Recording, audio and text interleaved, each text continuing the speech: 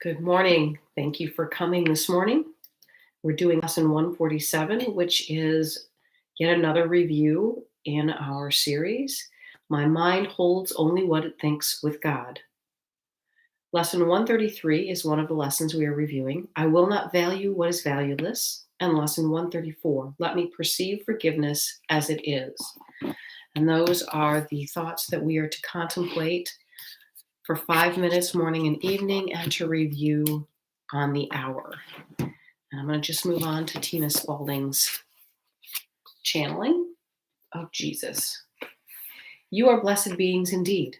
I am that one that you know as Jesus.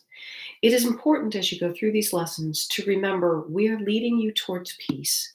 And peace is a quality of mind that allows your guidance to speak to you very easily. The ego's job keeps you alive and safe. Your body is physically present so that you can be here in this 3D focused experience. When you use the ego for future planning, it does not fare well. The ego mind is promoted in this society, so there's not a lot of spiritual teaching in mainstream media or in your movies. Sometimes religion will show up in your movies, but it's usually a horror story or some similar capacity. So you live in the ego mind most of the time. When you go into the future, the ego mind panics and becomes anxious. This is what keeps many of you awake at night when you try to figure out, for example, how to get money together for an event next month that you wish to go to. You will try to figure it out, but you can't. You can't find any peace because you are in the ego mind trying to figure out something that is not its job to figure out. The spiritual guidance that is your natural right, however, is much quieter than the ego. As you go through this journey toward peace, your guidance will become louder. It doesn't ever yell at you as the ego does, but it becomes easier to discern. For example, envision yourself in a dense forest. There's a pathway there. You can't see where you're going, and you step onto a bridge that looks a little wobbly. The ego may send a shock of adrenaline through your body saying, "Stop, don't go over that bridge." That is an appropriate use of the ego mind. It tells you to stop and that it's dangerous to go any further. Now it is as if spirit is up on a mountain looking down on that dense forest, and you are down there with the ego, not able to see where you're going. Spirit communicates with you and says you need to turn left at the fork in the path. There's a big crevasse ahead if you continue straight. If you go left, you're going to find an easier way. We can see it from up here. If you only listen to the ego mind, then you may not take that left at the fork and you might continue without that guidance. Understand that as your voice becomes more peaceful, the ego's raucous and fearful voice is more easily discernible, and the quieter, gentle nudging of spiritual guidance can be felt more clearly. They are often drowned out by the overly fed and overly boisterous ego voice. So understand this. It shifts and changes as you go through these lessons. You will have less tolerance for the fear-mongering of the ego.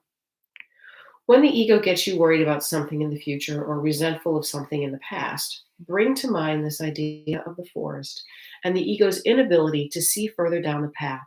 Then say, okay, I must be using my ego mind here because I'm very fearful about the future. Let me not listen to these thoughts. Let me not empower the ego's thought system. Let me step into the Holy Spirit's thought system. Let me grab my Course in Miracles book until I feel calm again. Let me mull over a few lessons. Let me do a little meditation and ask for guidance because I really don't know what decision to make here. You don't have to make a rushed decision. The ego pushes you to make rapid decisions. Spirit guides you slowly, gently, and surely through your life. That is just a little story we wanted to bring forth to help you understand the process you are involved in. Instead of listening to the ego all the time, you get periods of peace in which you can hear and feel your guidance from above. I am that one that you know as Jesus, and we will see you again tomorrow. I think that Tina Spalding's channelings speak very clearly for themselves. We need to allow ourselves to step back and listen to that quiet guidance from within and realize that our ego does jump up and down and, throw a tantrum when we're not listening to it. And in many of the cases, it can't see beyond here. The ego sort of has that teenage instant gratification mind all the time. And so it's only thinking in a few seconds ahead. And when it thinks of the future, it can't think of it appropriately. It does become very fearful. When we look at today's lessons, I will not value what is valueless. If it is coming from the ego, it is valueless because it is something that we are looking for externally to bring us internal happiness or peace. And that is why the immediate gratification is necessary because it's such a temporary gratification.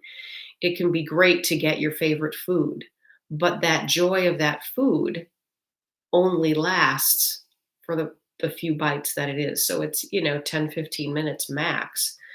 And from spirit, you may experience eating that food, but you're going to go to the vibration and the emotion that was attached to it. The emotion that's attached is not the actual experience. It's not the external experience, it's the internal experience. And let me perceive forgiveness as it is. Uh, Carol House said very beautifully, forgiveness is really about getting rid of the debris in your mind. It's about letting go of the clutter that we put in there. I'm going to hold on to this pain and this resentment, and I'm going to look at it and I'm going to remember it. I'm going to turn it over and I'm just really going to focus on it. And so often we do that. We choose to hold on to all the painful things instead of holding on to the joy and the love and the light. And so when you forgive someone, all you're doing is the stuff that we do when we break up a relationship. We burn this stuff or we throw their stuff away or we give them back their stuff. That's kind of what we're doing when we provide forgiveness. We're not pardoning them for any actions because the truth is they didn't do anything, but we are saying, you know what? I'm not going to do this energy anymore. I'm going to get rid of this debris. And so it is, again, about allowing ourselves to align with that thought process that is the light and the love and